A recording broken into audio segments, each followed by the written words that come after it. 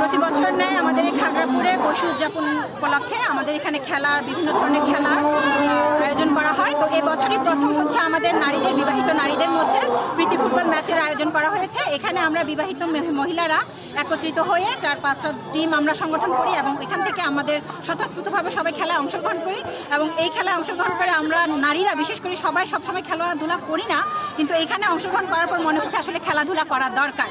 তো আমরা সবাই খুবই খুশি এ ধরনের খেলা আয়োজন করার জন্য। খাগড়াপুর বৈশ্ব উদযাপন কমিটিকে আমি ধন্যবাদ জানাচ্ছি এবং আমি একজন খেলোয়াড় হিসেবে আমাদের টিম আজকে জয়ী হয়েছে।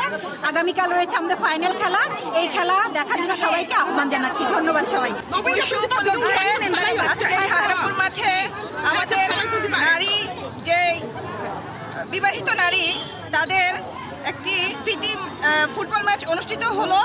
আমরা আজকে এখানে সকলে অংশগ্রহণ করেছি স্বতঃস্ফূর্তভাবে এবং প্রচুর দর্শক জমায়েত হয়েছে আজকে। আমরা খুবই খুশি, স্পেশালি আমার দলের জন্য thank you to my team. তারা আজকে জিতেছে, আমাদেরকে জিতিয়ে দিয়েছে।